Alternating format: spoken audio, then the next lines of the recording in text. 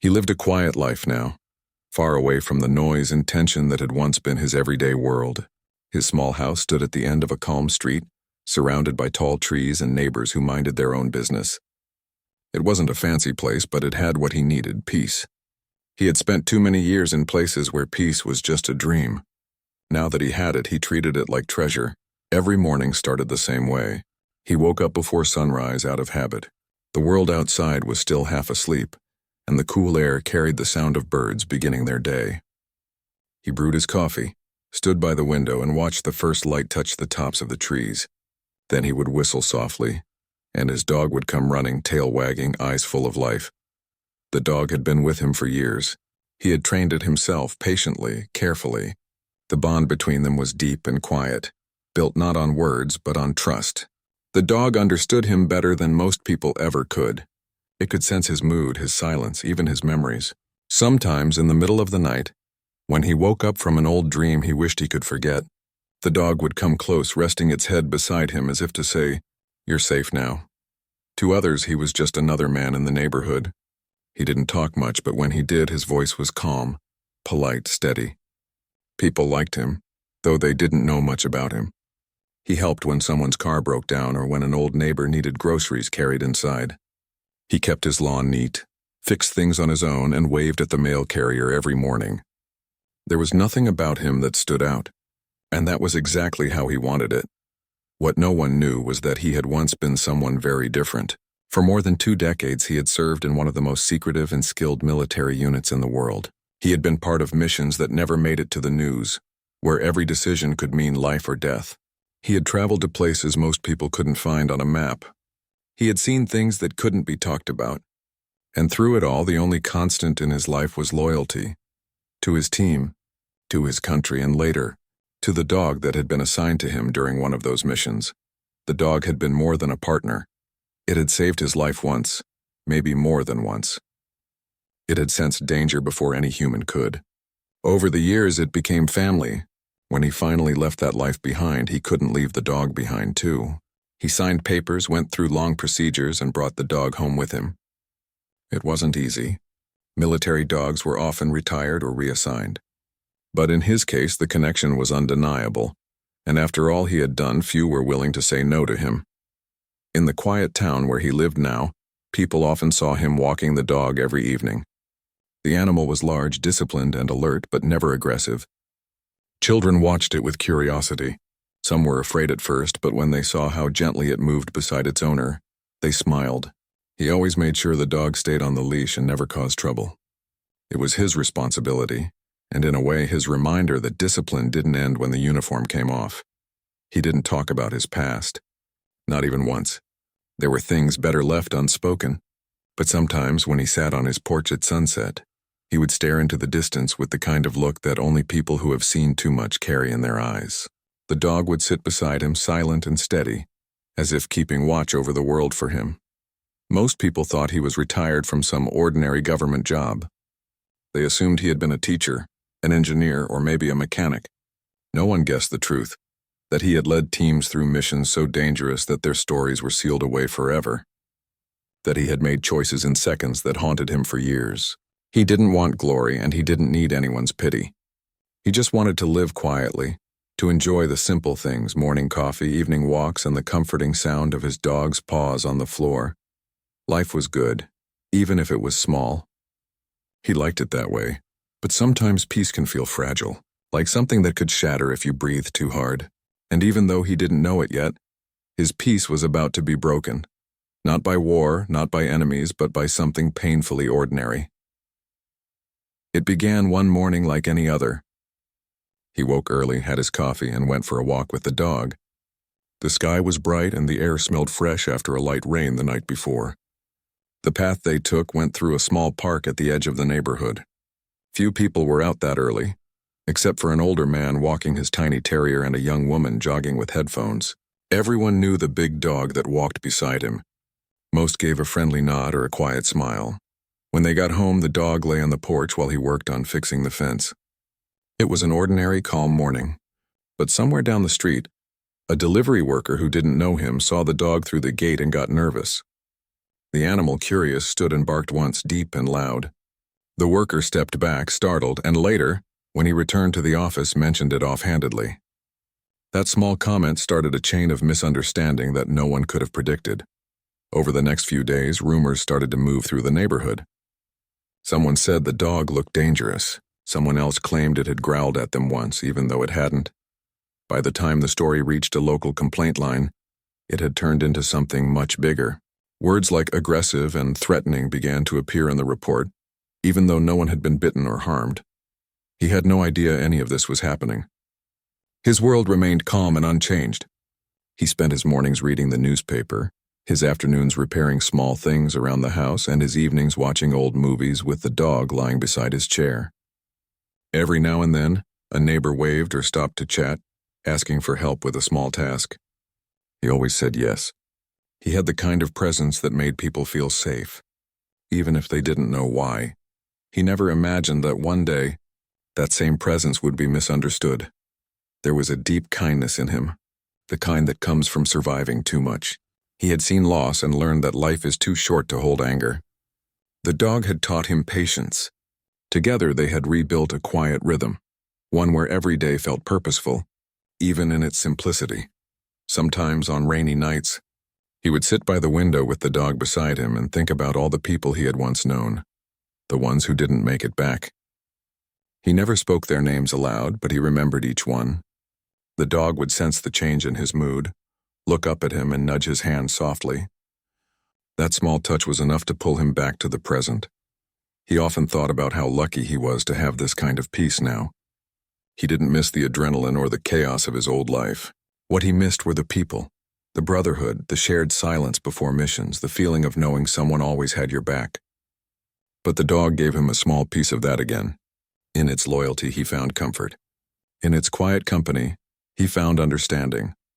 There was something grounding about feeding the dog in the morning, cleaning its water bowl, brushing its fur, or throwing a ball in the backyard. It was a simple routine, but to him, it meant structure and balance. He believed that life was built from small moments like that, not from medals or missions, but from the peace found in everyday acts of care. On weekends, he would take the dog to the lake nearby. They would sit by the shore while the wind rippled across the surface. Sometimes he'd toss a stick into the water, and the dog would run after it, splashing happily. Watching that joy filled a part of him he didn't even realize was empty. He didn't need anything more than that. But life has a strange way of testing people when they least expect it. Often, peace isn't taken by force. It slips away quietly through small misunderstandings. The first sign came one afternoon when he noticed a police car driving slowly past his house. He didn't think much of it at the time. They passed through often. It was a safe neighborhood. The dog watched from the porch, alert but calm. That evening, a neighbor mentioned hearing about a complaint involving a large dog on the street. He smiled politely, not realizing the complaint was about his own. He thanked the neighbor and went back inside. If there was an issue, he was sure it could be cleared up with a conversation. After all, he had nothing to hide. That night, as the sun set behind the trees, he sat outside again with the dog lying beside his chair. The crickets were singing, and a soft breeze moved through the leaves. He didn't know that this peaceful evening would be one of the last quiet moments he would have for a long time. He looked at the dog and smiled faintly. "We did good, didn't we?" he said softly. The dog tilted its head, tail thumping gently on the porch. For him, those small moments were enough. He didn't need medals or recognition anymore. Just peace and the loyal friend sitting beside him. But peace, as he was about to learn, doesn't always last forever. Sometimes it breaks without warning, leaving behind questions that no one can easily answer. And in his quiet street under the calm night sky, a story was beginning to unfold that would remind everyone just how easily a single misunderstanding can change everything. The next morning began like any other. The sun climbed slowly over the trees, the air still cool with a faint mist. He stood on the porch sipping coffee, watching his dog stretch and shake off sleep. It was another quiet day, or so it seemed. He didn't know that somewhere in town, a few lines of misunderstanding on a police report were setting things in motion that would soon turn his peaceful world upside down. At the local police station, a dispatcher had received a call from a resident about a large, dangerous dog. The person had never actually seen an attack, but the tone of fear in the complaint made it sound serious.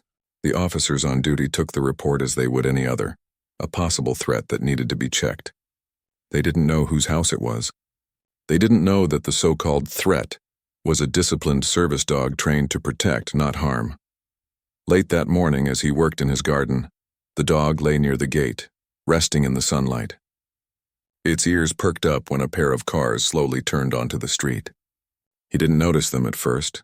He was busy pulling weeds near the fence. The vehicle stopped a few houses down, then one moved closer and parked near his driveway. Two uniformed officers stepped out. He stood up, brushing dirt off his hands. It wasn't unusual to see police around, but something about the way they watched his yard made him pause.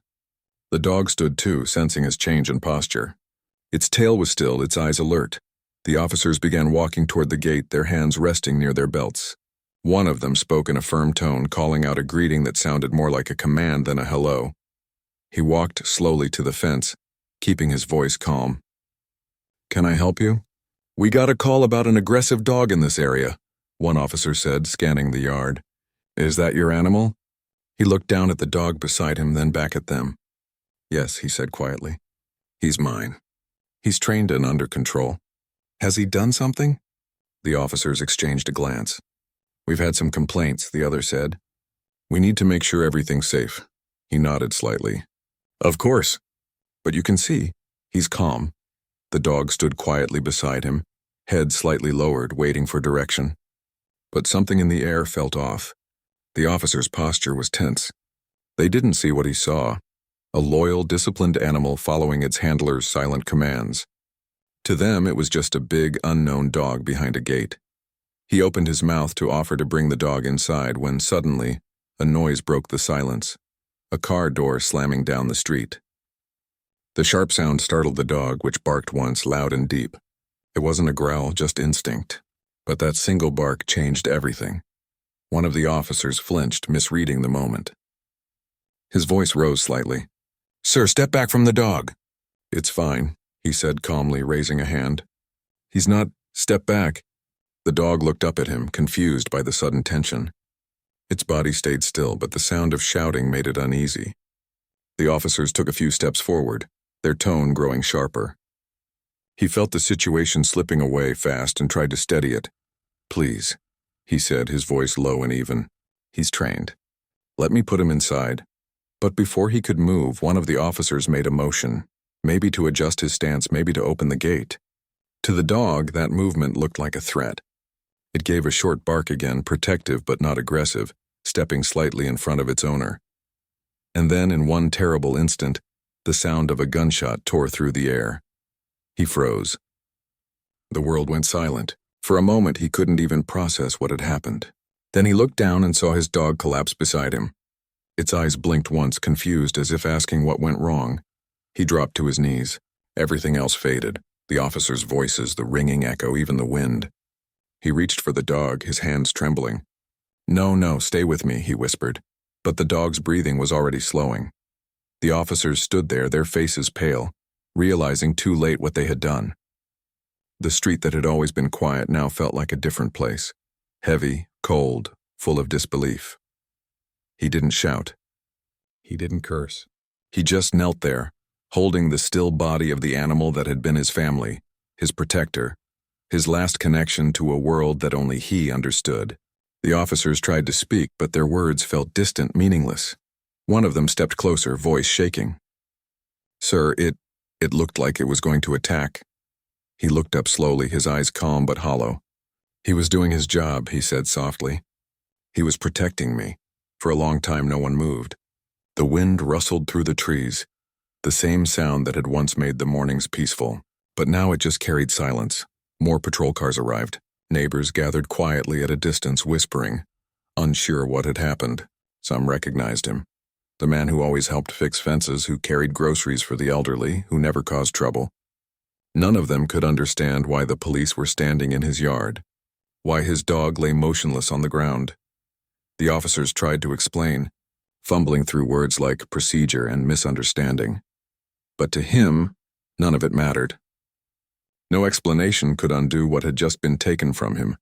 After a while, someone higher up arrived, A supervisor, judging by the badge. He spoke softly, asking questions, trying to calm the situation. But the man barely heard him. His focus stayed on the quiet body beside him. Eventually, animal control came to take the dog away, but he refused to let them. "I'll do it," he said. His voice was steady, but his hands were shaking. "He's coming with me." The supervisor hesitated, then nodded. He carried the dog himself, wrapped gently in a blanket from his porch. The weight was heavy, but he didn't ask for help. Step by step, he walked inside, closing the door behind him. The house felt painfully empty now. Inside, he laid the dog down on the floor near the window, the same spot where it used to sleep every night. He sat beside it for a long time, not moving, not speaking. Outside, the officers lingered, unsure what to do. One of them kept glancing toward the house, guilt etched across his face. They had no idea who they had just confronted. To them, he was just a quiet man on a quiet street. They didn't know he was a highly decorated Delta Force commander who had seen more danger, more loss, and more sacrifice than they could imagine. By evening, the news began to spread around the town. People talked in hushed tones. Something had happened at the house at the end of the street. No one knew the full story, but everyone felt that something had gone terribly wrong.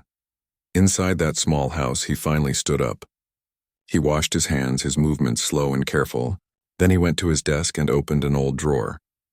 Inside were a few things he rarely looked at: medals, folded letters, photos from years past. He hadn't thought about those days in a long time, but now the sight of them stirred something deep inside him. He wasn't angry in the way people expected. What he felt was heavier: disappointment, sadness, and a deep, quiet grief. He had spent his entire life protecting others, making sure that innocent people were safe. And now, here at home, the system he once served had taken away the only living being that had stood by him through everything. That night, he didn't sleep. He sat by the window with a single lamp on, staring into the dark yard. The street looked normal again, calm as always, but to him, it no longer felt like home. He replayed the moment in his mind again and again, wondering what he could have done differently. What small action might have stopped it before it went too far. But deep down, he knew it wasn't really his fault. It was fear. Fear had done it. He thought about the officers, too. They were young, probably inexperienced, just doing their job as they'd been trained. He didn't hate them, but he wished they had seen before they reacted, that they had really looked at the situation before letting fear decide for them. Sometime past midnight, he walked to the backyard. The air was cool, the sky full of stars. He stood there for a long time, then whispered softly, "I'm sorry, buddy." His voice cracked, but he didn't wipe away the tears. He let them fall. The next morning, he dug a small grave beneath the oak tree. It was where the dog liked to sit in the shade during summer afternoons. He worked slowly, his back aching, his mind quiet. When he was done, he wrapped the dog in its favorite blanket and laid it gently in the ground. He didn't invite anyone. No one else would have understood what that animal meant to him. It wasn't just a pet. It was a reminder of loyalty, of courage, of everything he had fought to protect in a world that often forgot what those words really meant. When he covered the last bit of earth, he stood there for a while, hands on the shovel, breathing deeply. Then he looked toward the horizon and whispered, "Rest now. You've done enough." From that day on, the porch stayed quiet. No more paws clicking on the wooden floor. No more wagging tail greeting him in the morning. The silence felt heavier than any battlefield he had ever been on. But in that silence, something began to grow inside him. Not anger, but purpose. He realized that this wasn't just about loss. It was about awareness, about how easily fear could destroy what it didn't understand. And though he didn't know it yet, the world was about to find out who he really was and how one tragic mistake could awaken the conscience of an entire community. The next few days passed in slow silence. The house felt emptier than ever before. He tried to fill the hours with small chores, but nothing seemed to quiet the ache that had settled inside him. Everywhere he looked, there was a reminder of his loss. The food bowl by the kitchen door, the leash hanging by the wall, the dent in the cushion where the dog used to rest its head. It was as if the air itself had lost its warmth. He didn't talk to anyone. The neighbors noticed how quiet his house had become but didn't know what to say. Some left small notes at his door offering comfort, Others simply nodded if they saw him outside. He appreciated their kindness, but words didn't reach him yet. He was still trying to make sense of it all. Each night he found himself sitting on the porch staring at the gate where everything had gone wrong.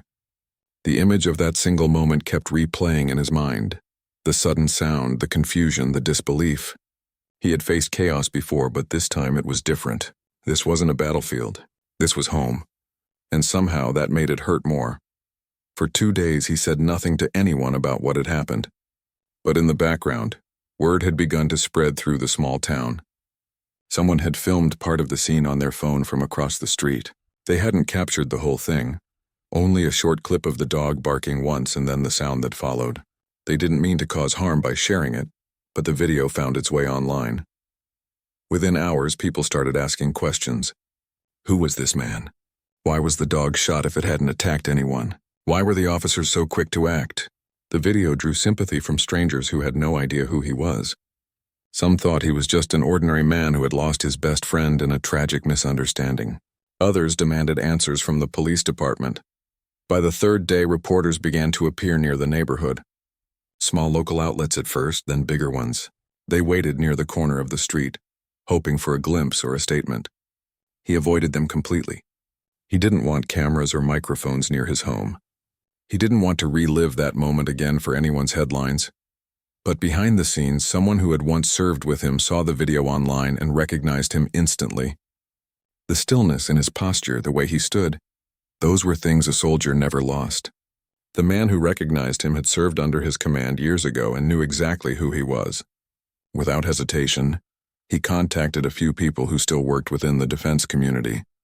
By the end of that week, his name quietly surfaced among those who knew the truth. The quiet man living on that peaceful street wasn't just any former soldier. He was a highly decorated Delta Force commander who had spent most of his life carrying out missions that remained classified to this day. He had led operations that had saved lives both at home and abroad. He had trained men to stay calm under pressure, to think before reacting, and to protect those who couldn't protect themselves.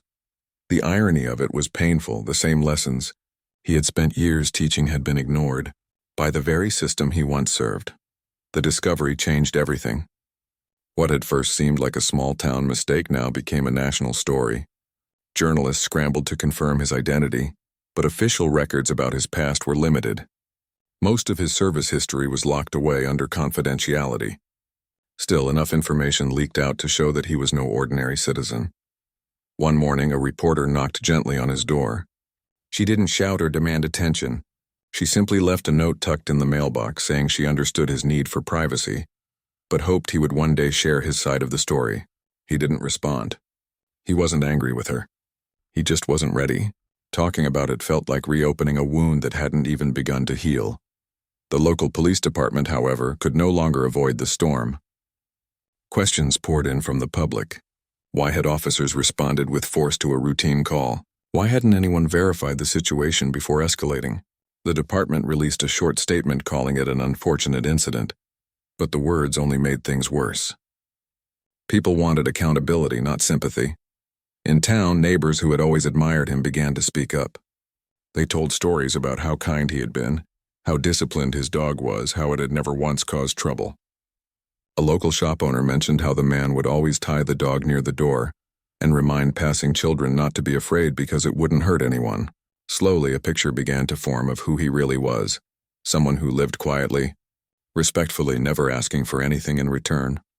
A few days later, a retired soldier who had once trained with him came to visit. He stood at the gate, hat in hand, waiting quietly until the man stepped outside. There were no handshakes, no words at first, just a silent understanding between two people who had seen too much. "I saw the video," the visitor said finally. "You shouldn't have had to go through that." He nodded slightly. "It's done," he said. "Nothing will bring him back." "People need to know who you are," the other man said softly. "They need to know the truth." He shook his head. "It doesn't matter who I am. It matters what happened." The visitor looked at him for a long moment before saying, "Still, the truth has a way of finding its voice." Then he placed a hand on his shoulder and left. Within a week, the story had reached national television. News anchors spoke about the decorated Delta Force commander, whose service dog had been killed in a tragic misunderstanding. Commentators debated what it said about training, about fear, about how quickly judgment could turn deadly. For the first time, his quiet life was no longer hidden. The attention made him uncomfortable. He hadn't asked for it. He hadn't spoken to anyone from the media, and he didn't plan to. He only wanted to live peacefully again. But deep down, he also understood something. Maybe this was bigger than him. Maybe this story could open people's eyes to something important. A week later, he received a letter from a stranger. It came in a plain envelope with careful handwriting. Inside was a short note that said, "I lost my service dog once too. Watching your story helped me remember that loyalty doesn't end when they're gone. Thank you for your strength." He read the letter several times and finally smiled just a little. It was the first time in days that his heart felt something other than sorrow. More letters followed, some from veterans, others from ordinary people who had lost pets, and even a few from police officers who admitted they were rethinking how they approached situations like his. Each letter carried a piece of humanity, small reminders that empathy still existed in the world. He started keeping the letters in a box near his desk. Reading them became part of his morning routine. It didn't erase the pain, but it reminded him that the story wasn't just about loss anymore. It was about awareness, about change, and about remembering what truly mattered. Meanwhile, the department held an internal review. The officers involved were placed on leave. There was no hatred in his heart toward them, only sadness. He knew fear better than most people. He had seen how it could cloud judgment, but he hoped they would learn something from what had happened, that in moments of uncertainty, patience could save more lives than haste ever could. As weeks passed, the noise around the story began to fade. Reporters moved on to new headlines, but the lesson of what happened lingered. People still sent him messages, some sharing photos of their own dogs with short notes that said things like, "For your friend," or "In his honor." He didn't reply to most of them, but he read every single one. Slowly, he began to step outside again. He took longer walks, stopping by the small park where he used to go with his dog. Sometimes he'd sit on a bench listening to the sounds of children playing, birds calling, and the wind moving through the trees. The world kept turning even after loss. Somehow that felt comforting. One afternoon as he sat there, a young boy approached him. The boy looked nervous but determined. He held out a small drawing. It was of a big dog standing proudly beside a man. "My dad told me what happened," the boy said quietly. "I made this for you." He took the drawing gently, his throat tight. "Thank you," he said softly. The boy nodded and ran back to his parents, leaving him sitting there with the picture in his hands. He studied it for a long time. The drawing was simple, but it carried something real: kindness. That evening, he placed the drawing on the shelf beside the medals he had once kept hidden away. For years, those medals had meant service, duty, and sacrifice. But now, the small piece of paper beside them reminded him of something even more important: understanding. Though his life had changed, he never let bitterness take root. Instead, he found strength in quiet dignity. He began volunteering at a local veterans shelter, helping others adjust to civilian life. He didn't talk much about his story, but people could sense there was more behind his calm demeanor. Some had heard the news and recognized him, but no one mentioned it directly. They just respected him for who he was. In small, quiet ways, he began healing. Not by forgetting, but by turning his pain into purpose. And somewhere deep down, he liked to think his dog would have approved of that. Because loyalty doesn't end with loss. It continues in how you live afterward, in how you treat others, in how you forgive, and in how you keep choosing kindness even when the world gives you reasons not to. Every evening, he still sat on the porch as the sun went down. The silence wasn't as heavy anymore. Sometimes he'd close his eyes and imagine the familiar sound of paws on the wooden boards, the gentle rhythm that had once filled his life with peace. He would smile faintly then, not from sadness but from gratitude, for the years they had shared, for the lessons learned, and for the unexpected way that one quiet man and his loyal friend had reminded an entire world of the value of patience, understanding, and compassion. The days following the revelation of his identity were strange. The small town that had once been quiet now felt different, as though everyone was aware of the tension that hung in the air. People walked past his house more carefully, some glancing at the gate as if expecting to see something unusual. Others stopped him on the street, unsure whether to speak or stay silent. He answered politely, but his thoughts were elsewhere, remembering the loyal companion he had lost and the strange way life sometimes turned. News outlets continued to report the story. The phrase Delta Force Commander began appearing in headlines, capturing the attention of people far beyond the small town. Viewers were shocked that someone who had risked their life on countless missions could experience such a personal tragedy at home, at the hands of those meant to protect citizens. The story ignited debates online, in offices, and around dinner tables. People questioned the way fear and assumptions could cloud judgment, and the incident became a symbol of how small misunderstandings could escalate into irreversible mistakes. Meanwhile, he continued his routines, but nothing felt the same. Every morning he brewed coffee and sat by the window staring at the yard. The leash that had hung so proudly by the door now rested uselessly on a hook. His hands often lingered on the counter where he used to fill the dog's bowl. At first the emptiness felt unbearable, but slowly he began noticing small signs of comfort from the world around him. The gentle songs of birds in the morning, the faint rustle of leaves, and even the soft greetings from neighbors. Letters kept arriving.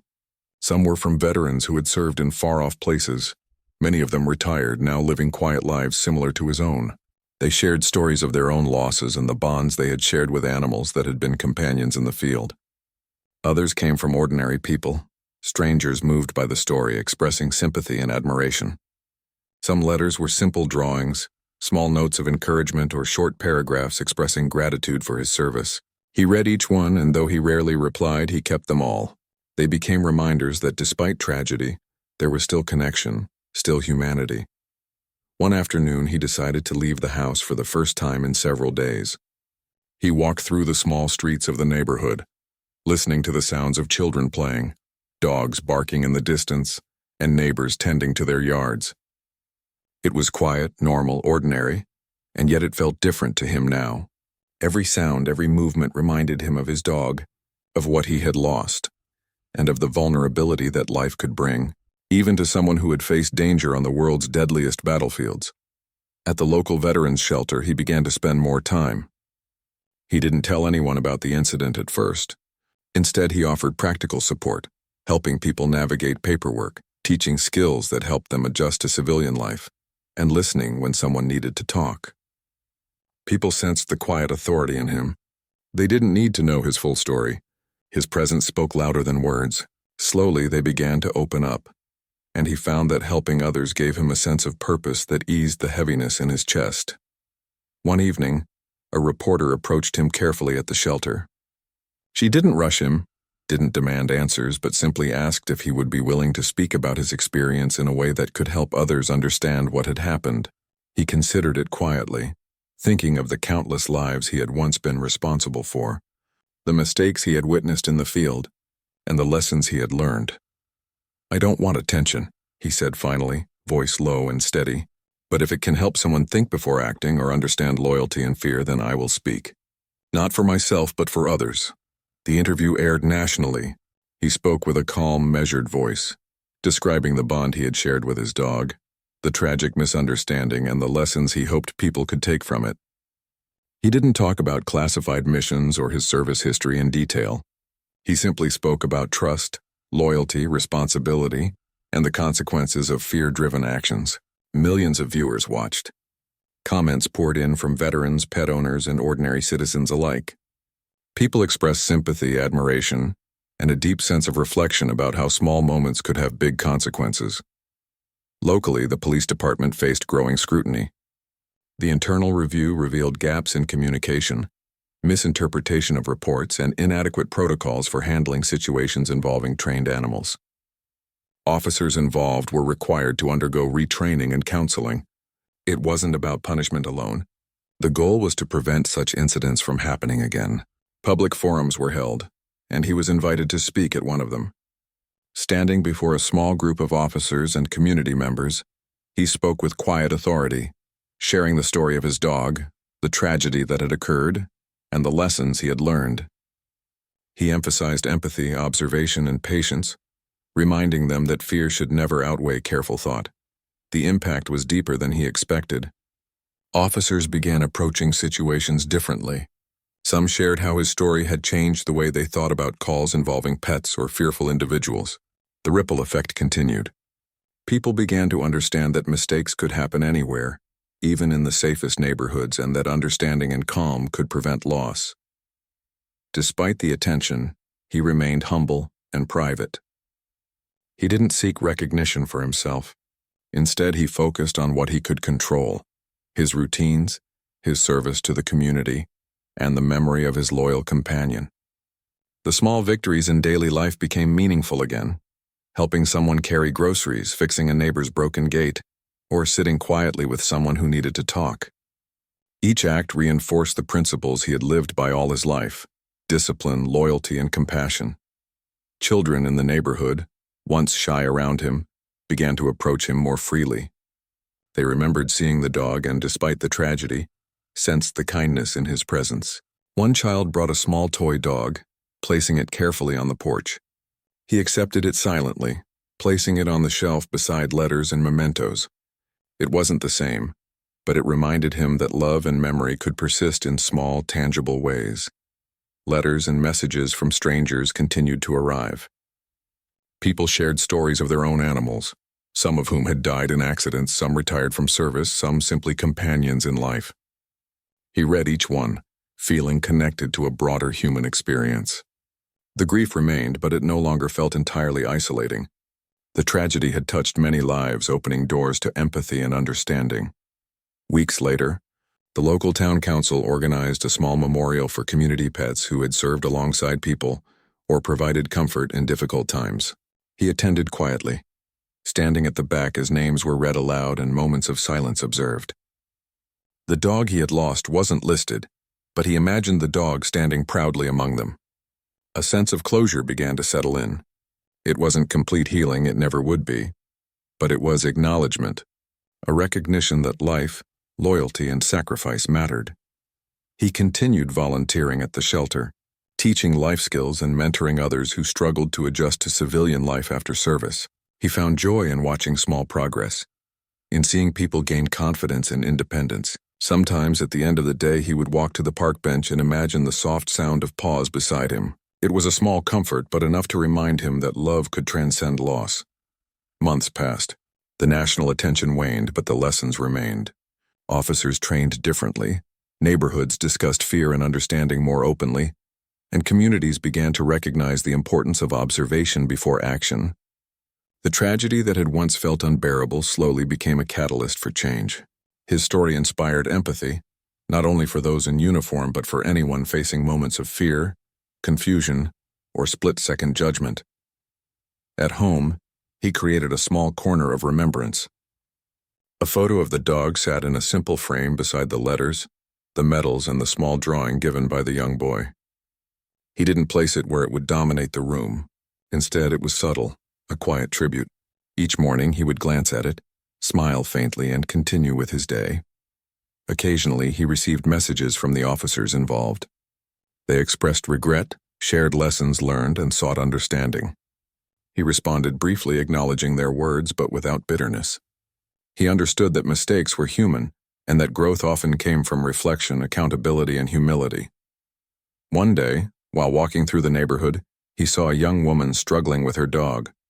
It was large, energetic, and untrained. Without hesitation, he approached calmly, demonstrating simple techniques to help her manage the animal. She listened carefully, grateful for the guidance. As he walked away, he realized that the skills he had honed over years of service could still make a difference. Even in small, everyday moments, the local community gradually returned to normal.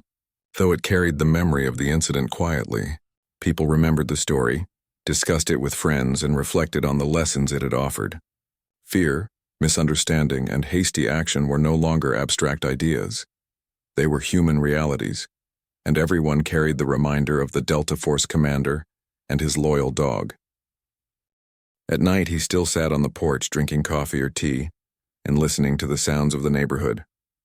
The absence of the dog remained, but the quiet moments of reflection became part of his healing. He sometimes spoke aloud to the empty yard, sharing stories of past adventures or simple observations. It wasn't conversation in the usual sense, but a ritual that kept memory alive.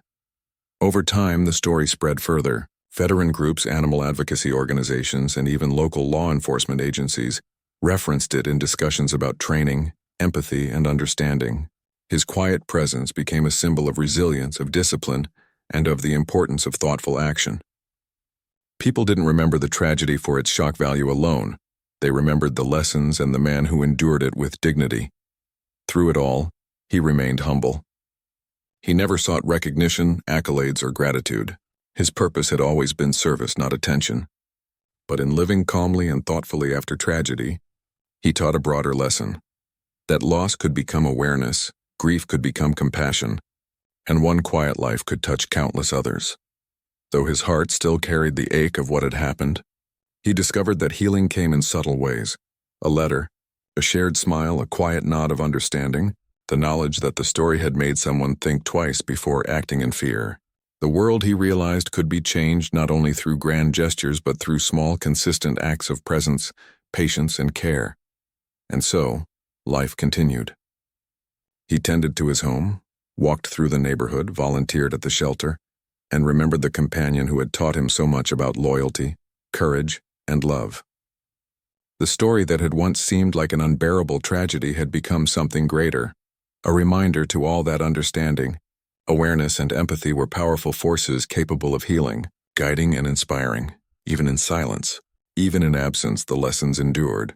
Months passed, and the world slowly settled after the storm of attention.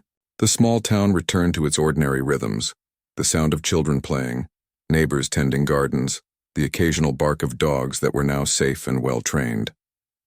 The quiet man at the end of the street remained part of this world, but he had changed in ways that were subtle, yet profound. He spent his mornings, as he always had, making coffee and watching the sun rise through the trees. The empty porch reminded him of what he had lost, but it also reminded him of what he had gained: understanding, patience, and a renewed appreciation for life. Every morning he took a moment to breathe deeply, to honor the memory of his companion and to remind himself that grief and love could coexist. The letters continued to arrive. They no longer overwhelmed him, but they offered moments of connection. Some were from veterans who had struggled with loss in silence, and others were from ordinary people who had witnessed acts of kindness inspired by the story. Each letter carried a small lesson, a quiet acknowledgement that one life lived thoughtfully could touch many others. He kept them carefully, folding them neatly into a box that had become a shrine to remembrance and reflection. He began volunteering more intentionally, helping at the shelter and with community programs. Sometimes he taught skills, sometimes he listened, and sometimes he simply offered a presence that conveyed safety and calm. People noticed the change in the environment around him. Veterans began opening up more readily, sharing memories, fears, and hopes. Families learned to respect the careful patience required when dealing with animals or delicate situations. Even law enforcement officers came to observe, asking questions and listening closely to the lessons he shared. One afternoon, a group of children came to the park with a dog of their own. It was lively, eager, and not yet disciplined. The boy and girl had heard of the story from their parents and wanted guidance on how to train their pet safely. He spent hours with them, demonstrating how to earn a dog's trust, how to respond calmly to sudden movements, and how to create a bond built on patience and respect. The children listened intently, absorbing each instruction with wonder.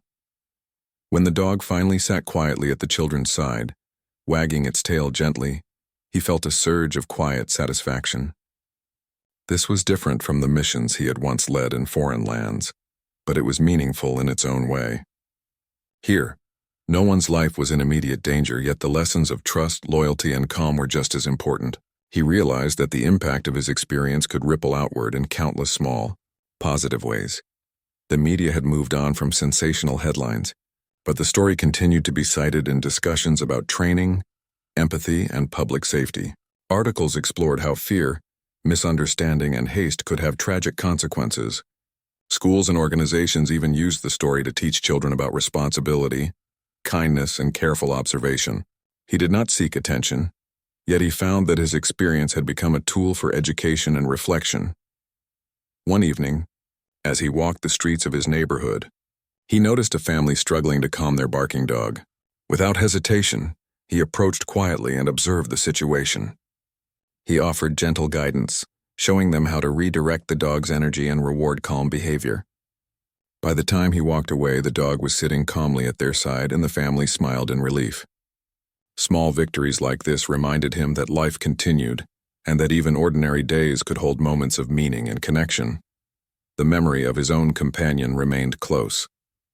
He would sometimes sit by the oak tree in the backyard, imagining the soft patting of paws on the ground, the warm weight of a loyal friend leaning against him, and the joyful eyes that had greeted him every morning. Those memories brought a mix of sorrow and comfort. He allowed himself to feel both, knowing that grief did not diminish love, nor did love erase loss. As time passed, he began to see subtle changes in the town. Neighborhood watch programs became more thoughtful. Pet training workshops began to include lessons on observing behavior before reacting. Parents taught their children to approach animals gently, and officers shared training techniques that emphasized calm responses to uncertainty. In ways he had never anticipated, the tragic incident had inspired tangible improvements in the community, shaping behaviors and attitudes long after the headlines had faded. One day, a former colleague visited him quietly, bringing news of an initiative to honor animals that had served alongside humans in dangerous or important work. They spoke about creating a memorial garden where people could remember loyal companions, both human and animal, who had sacrificed for others. He listened carefully, and for the first time in months he felt a small spark of hope. Maybe this garden could honor his dog as well, and in doing so, serve as a symbol for countless others who had suffered loss quietly. He contributed to the planning, sharing stories of his companion, explaining the discipline, intelligence, and loyalty that had defined their bond. Those involved listened with respect, recognizing the depth of connection between human and animal. By the time the memorial garden was completed, it was a quiet, serene space filled with plants, benches, and plaques honoring faithful companions. Families, veterans, and animal lovers came to reflect, to remember, and to draw inspiration from lives built on courage, loyalty, and love. Life at home slowly regained its rhythms. Mornings were still quiet, but he filled them with purpose. Evenings became opportunities to walk the neighborhood, checking in with neighbors, helping with chores, or simply listening. He observed, reflected, and guided, aware that the lessons learned from tragedy were meant to be shared quietly through action rather than loud declarations. One spring morning, as the sun touched the tops of the trees, he walked to the park where he had once taken his companion.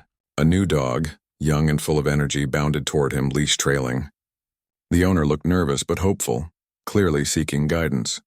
He smiled faintly and knelt to greet the animal. Step by step, he demonstrated patience, trust, and gentle discipline. The dog responded quickly, and the owner's relief was evident. Watching the transformation, he realized that life could offer new companions, new connections, and new opportunities to share love, even when the past remained painful. Despite the passage of time, he remained mindful of memory. Each day he spent in quiet reflection, honoring the bond he had shared with his dog. He wrote occasional notes in a small journal, capturing memories of missions, lessons learned, and moments of loyalty. The writing wasn't meant for anyone else. It was a personal ritual, a way to preserve the memory of those who had walked beside him, both human and animal. Occasionally, he would receive calls from reporters or community leaders seeking advice, but he responded calmly and briefly. He never sought to relive the tragedy, only to help others learn from it. His voice, calm and steady, carried the weight of experience without arrogance. People listened because they sensed authenticity, because they recognized that the lessons he shared came from a life lived with integrity and sacrifice. The local community embraced him quietly. Neighbors who once simply nodded now paused to exchange greetings, sharing stories, seeking advice, or offering small tokens of kindness. They understood at some level that he had endured a profound loss yet remained a figure of calm authority. Respect came naturally, not because of fame or titles, but because of his actions, consistency, and humility. Years,